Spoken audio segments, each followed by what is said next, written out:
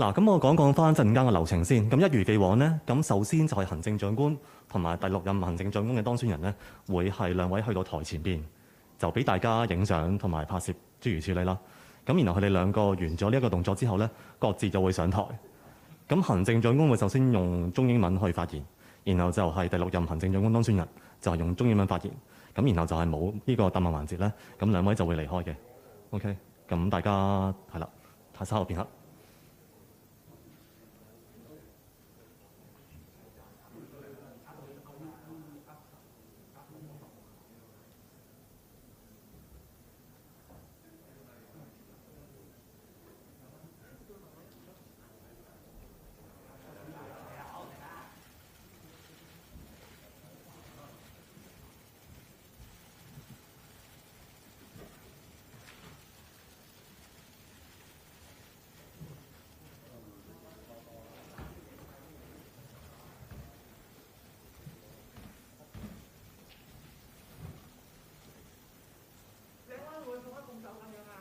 唔會啦，請大家靜影相。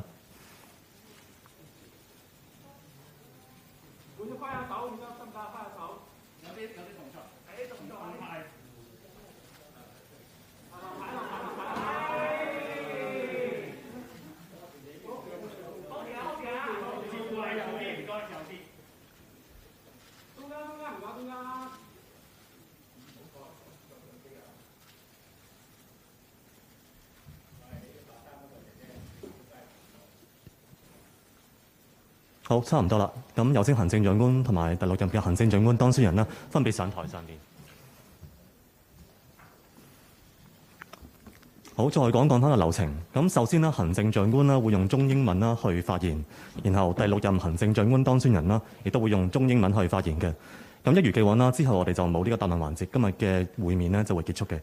我哋依家首先有請行政長官。各位傳媒朋友，各位香港市民，早晨。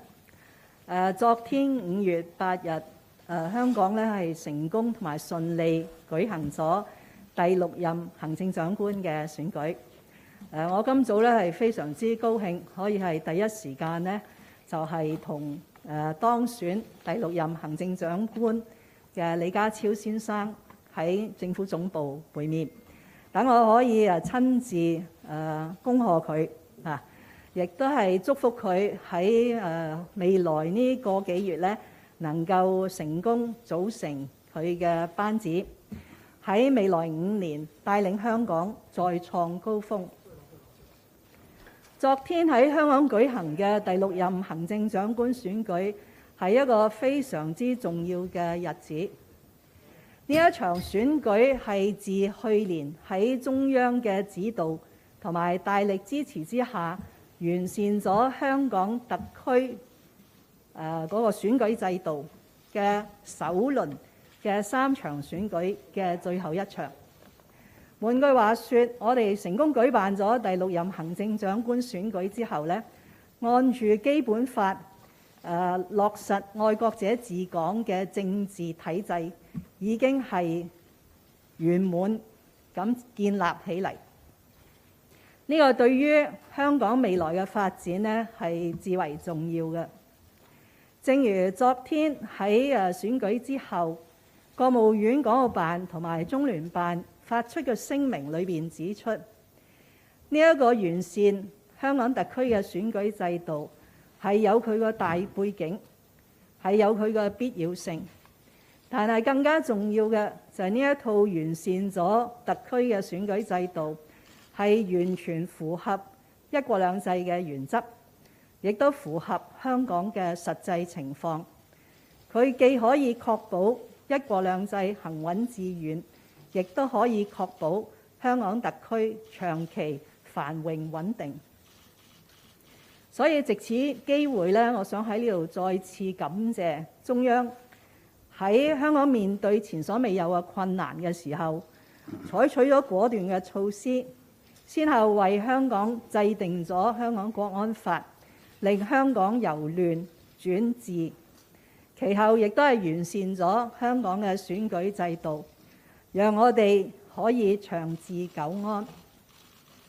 但當然喺呢個過程裏邊呢，支持呢啲咁重要嘅工作，仍然有好多嘅團體同埋個人，我亦都喺呢度一併咧係向佢哋表示謝意。因為大家會記得啦，由舊年3月30日全國人大常委會修訂咗附件1同埋附件2之後，一連串嘅跟進工作咧係一個非常之緊湊嘅時間表下進行嘅，包括本地嘅立法工作啦，同埋先後順利安排咗呢3場嘅選舉。咁所以喺呢度要向立法會支持我哋當日好高效通過本地嘅選舉法例修訂嘅每一位議員。我亦都要多謝特區政府裏邊嘅每一位同事，特別係負責選舉政策嘅政制及內地事務局，同埋籌備呢3場選舉由馮華法官領導嘅選舉管理委員會，同埋數以千萬計參加過籌備呢3場選舉嘅每一位公務員嘅同事。就以昨天為例呢，我相信我哋係動員咗數以千計嘅同事，確保呢場選舉喺公平、公正、誠實、高效同埋安全嘅環境之下進行嘅。最後我想講呢，就喺嚟緊本屆政府嘅餘下任期，即係話唔到2個月，我哋仍然有大量嘅工作要做。其中一個重要工作呢，就係同下一屆嘅政府呢係順利交接。咁所以正如我昨日發出嘅聲明呢，由我領導嘅特區政府將會為由李家超先生開始籌組嘅第6屆嘅特區政府呢，提供一切所需嘅協助，包括可能大家都好關心嘅就係特區政府嘅重組嘅工作。我哋會喺最快嘅時間裏邊呢，能夠完成相關嘅程序。與此同時呢，我哋亦都會繼續穩控疫情，為日後同內地通關創造必要嘅條件，亦都會讓香港嘅社會呢盡快回復常態，等市民可以開開心心咁參加慶祝特區成立25週年嘅活動。Let me now say a few words in English. It gives me great pleasure to welcome Mr. John Lee back to the Tamar government offices, following his very successful election as a 6th-term chief executive of the Hong Kong Special Administrative Region yesterday. During our brief meeting this morning, I extended to John my warmest congratulations for his election as our next chief executive. And I also promise that this term of government will render all the necessary assistance and support to ensure that he will have every success in forming his governing team and will lead Hong Kong to a greater height in the next 5 years. Yesterday's chief executive election is a very important occasion because it was the third and the final of the first round of 3 elections following the improved electoral system of the Hong Kong Special Administrative Region. As we all know, there was a very severe backdrop to why we need to improve Hong Kong's electoral system. And I am very grateful to the central authorities for taking very timely measures to help Hong Kong to restore her stability. First, with the enactment and implementation of a national security law, and last year, with the improvements to the Hong Kong Special Administrative Region's electoral system. As pointed out in the statement made by the Hong Kong and Macau Affairs Office of the State Council, and the liaison office of the Chinese People's Government in Hong Kong yesterday, the electoral reform improvements will enable that Hong Kong will continue to thrive as a special administrative region under this important principle of one country, two systems. and will also lay a very solid foundation for the continuation of Hong Kong's stability and prosperity. I have to take this occasion to thank, above all, the central authorities for their support and guidance over these years, especially in the improvement to the electoral system, but also to thank thousands of colleagues who had put in a lot of efforts to put in place not only the local legislation for the electoral arrangements, but also to mount 3 successful elections. That is, the election committee subsector election last September and the 7th term legislative council election last December, and then yesterday, the 6th term chief executive election. I have to express my personal appreciation, particularly to the Electoral Affairs Commission, chaired by Justice Barnabas Fung, for hosting a very efficient, honest, and fair election, leading to the election of my former colleague, Mr. John Lee. In the remaining days of this term of government, we will render John every assistance that he needs to form a new government, and including, of course, the much talked about reorganization of the government structure.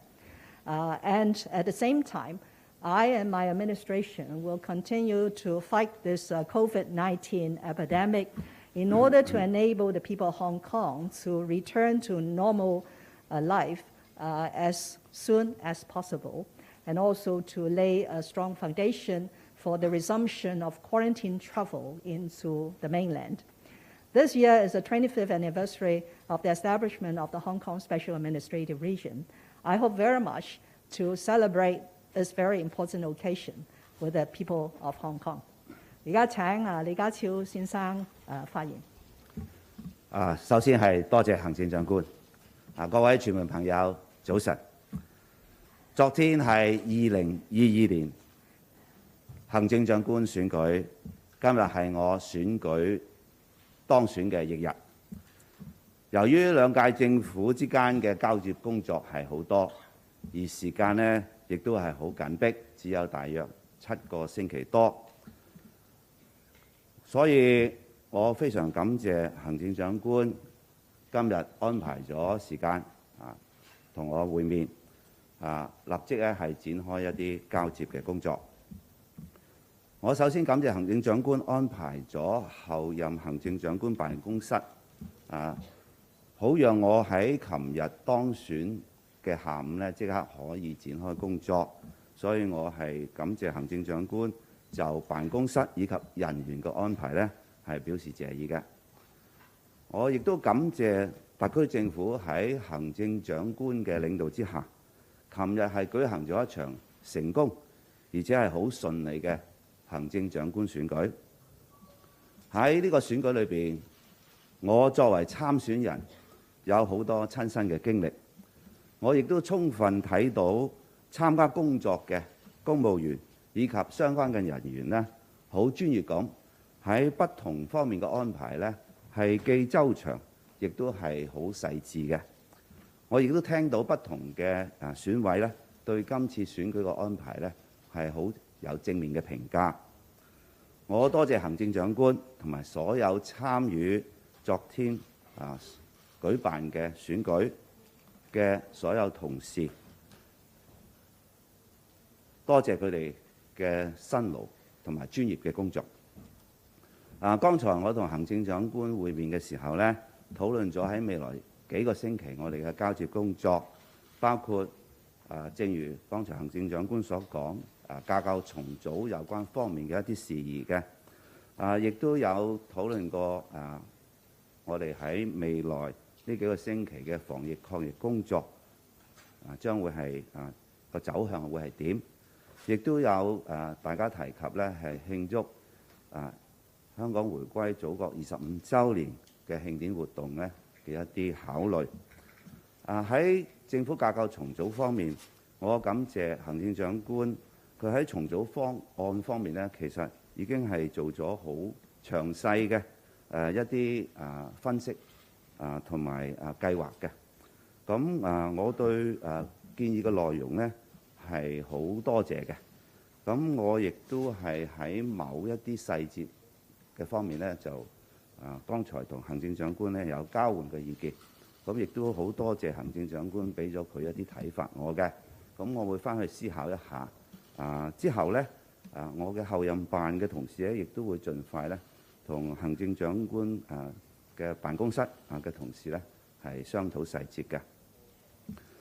今日稍後呢，我會去香港特別行政區嘅司法同埋立法機關分別進行禮節性嘅拜訪，先會呢同終審法院首席法官張舉能法官係會面。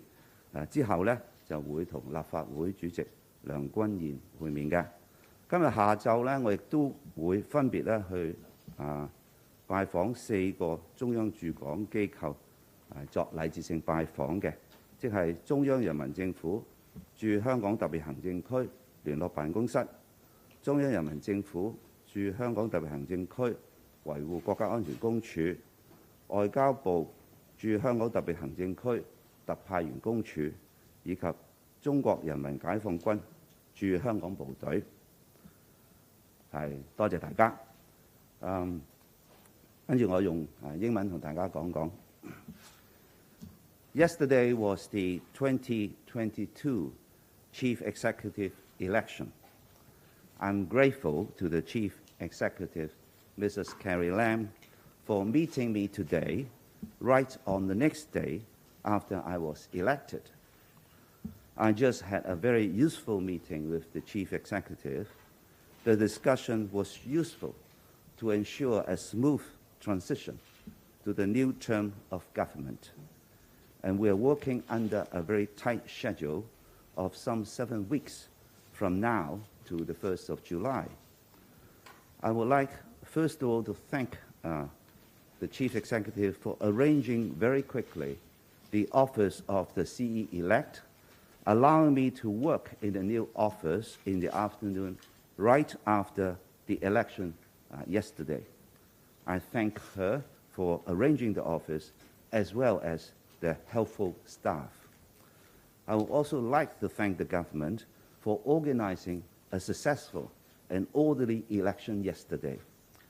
As a candidate during the 2022 CE election, I saw firsthand the professionalism of the civil servants of the government through their meticulous planning of every element of the electoral arrangements. Different members of the election committee have expressed appreciation similarly towards the arrangements. For that, I thank the Hong Kong SL government under the leadership of the Chief Executive and all the civil servants and personnel who took part and contributed to the smooth running and the success of the election.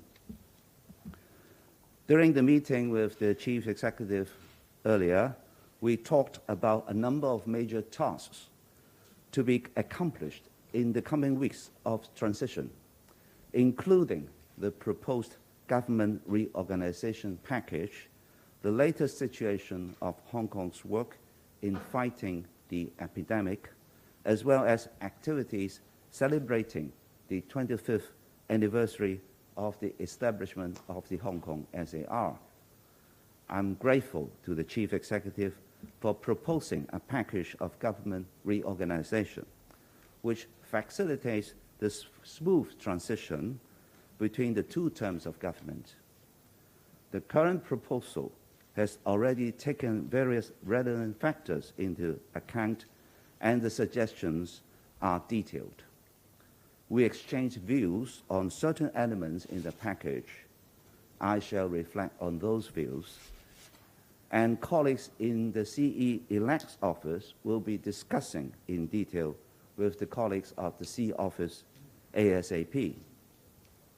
Later this morning, I shall meet with the Chief Justice of the Court of Final Appeal, Chief Justice Andrew Cheung, and the President of the Legislative Council, Mr. Andrew Leung, respectively. In the afternoon, I shall visit the 4 offices set by the Central People's Government in Hong Kong (SAR). That is, Liaison Office of the Central People's Government in the Hong Kong SAR, Office for Safeguarding National Security of the Central People's Government in the SAR, Office of the Commissioner of the Ministry of Foreign Affairs in the Hong Kong SAR, and Chinese People's Liberation Army Hong Kong Garrison. Thank you very much. 好啦，今日嘅會見到此為止，唔該晒大家。